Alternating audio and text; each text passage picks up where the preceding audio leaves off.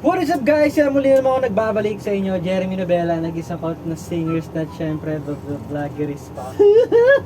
For today's videos ay unboxing nga pala tayo guys ng binili kong pang pa-upgrade ko lang sa computer ko. Kasi medyo matagal na rin na walang upgrade yung PC ko. So, nasira kasi yung graphics card ko. So, ko lang i-unbox sa inyo yung nabili ko. Siyempre, para may content naman ako bago ulit ako mag-TV. So, ginawa ko tong video na to para makahanap din kayo na mabibilan na murang graphics card na alam ko ngayon medyo overpriced pa yung mga graphics. Diba? Overpriced pa yung graphics card. Kaya, itong nabilang ko ay sureball na legit at mura. Kaya maraming salamat nga pala kasi 1 million subscribers na tayo. Salamat. Antayin ko lang yung gold play button ko bago ako mag-ganyan.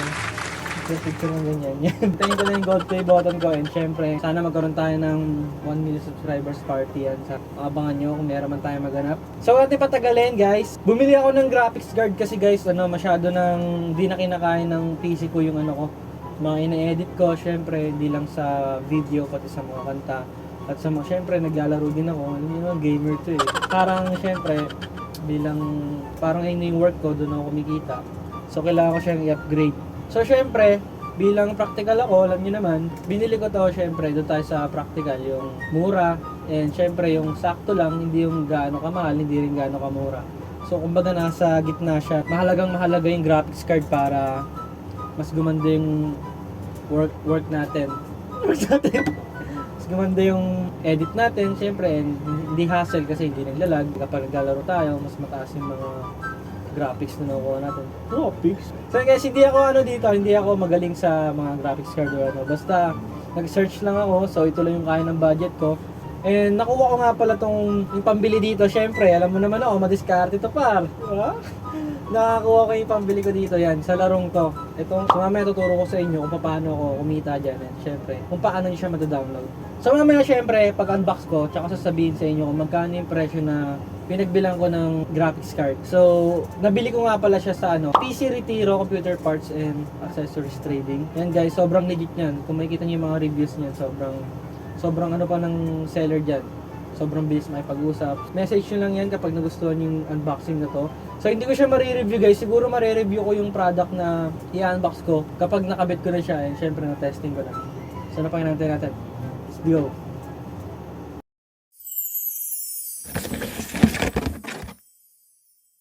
So yun guys, ito na nga pala i-unbox natin. Walang iba kundi ang RTX Galaxy 350. Yan guys, so makikita nyo, ayan. Bagong bago yan, brand new yan guys. Brand new.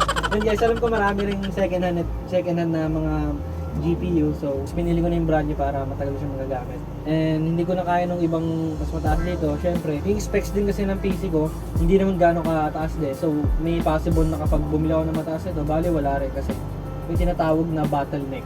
Simulan na natin ang pag-unbox. So, papakita ko sa inyo mamaya kung ano yung itsura na ito. So, ito makikita nyo, ito yung box. So, Galaxy, what's your game? Ito nakalagay, what's your game?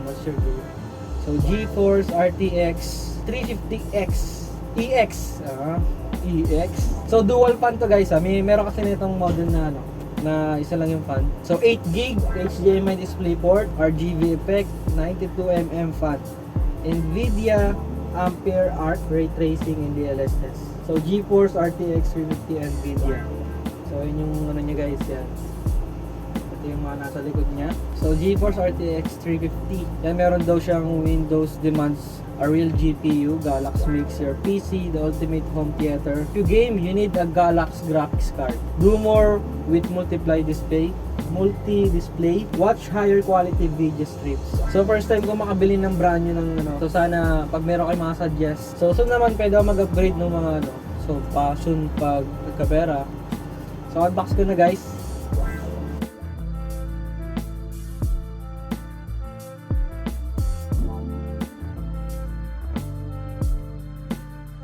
So yun guys, tatanggal na natin yung niya. Ang hirap pala nun. So talagang brand new guys.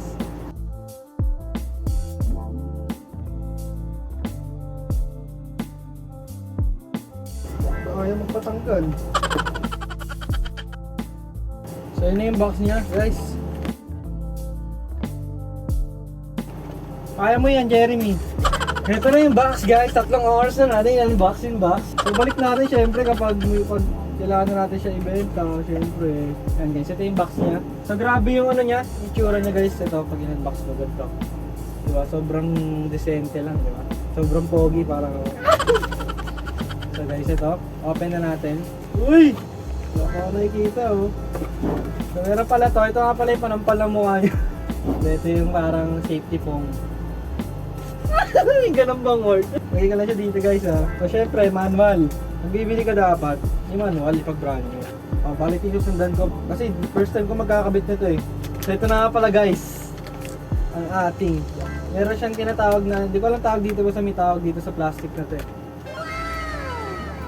Alam ko maraming magsasuggest sa akin na like, dapat yung 2016 na lang kasi same performance lang naman. So napaisip lang din ako, okay din naman yun, kaso doon na ako sa bago. Kung same lang naman sila, doon na ako sa mas latest, di ba? Alam ko mas mura ng onti yun, pero syempre, may budget naman, kaya binili ko na yun. Guys, sorry hindi ko ito mapapakita sa inyo kung gaano kaganda itong ano to, pero i-update ko kayo. Kasi meron lang ako ngayon yung Ryzen 5. CPU ko kasi, Ryzen 5 600G. So meron siyang built-in Vega graphics card. So kahit paano nakapaglaro ako, and maganda rin naman. So gusto ko lang din matry yung ganito. Nasira kasi yung 1050 Ti ko. Ganun lang yung graphics card ko. Nandito yun. Kung gusto nyo, sa inyo na lang. Pagawa nyo. Ewan ko, bigla na lang nagano'n yung screen ng PC ko. So, open ko siya guys. So, kitang-kita nyo. Selyado yan guys. Brand new yan guys. PC Retiro computer parts lang malakas. Dito doon ako bumili. Yun o. Ayan siya guys. Yan. Pasensya na. Naka-iPhone lang kasi yung ano ko. Pang video ko. Yung camera ko kasi medyo malabo na eh. So yung next natin i-upgrade. So makikita nyo ayun siya. GeForce RTX. Meron siyang HDMI. Yan. DisplayPort. 3. And I think goods naman. Marami kasing brand dito guys. So iba-iba rin siya ng presyo. Depende rin sa brand. And alam nyo naman, pag brand talaga, pag mas maganda yung brand, mas medyo mahal. So manufacturer rin. Keme. So yun guys. I think hanggang dito na lang. So salamat sa mga nanood kasi syempre nasanay kayo sa video ko na ano. So gusto ko lang i-unbox to syempre bilang achievement sa sarili ko. 1 million, regalo ko na rin sa sarili ko to. Syempre mas mag-improve ako mag-edit, mas manonood ako ng mas quality na video na maibigay ko sa inyo. And maraming salamat. Salamat nga pala sa PC Retiro Computer Parts sa solid na to. Syempre hindi to sponsored, binili ko to.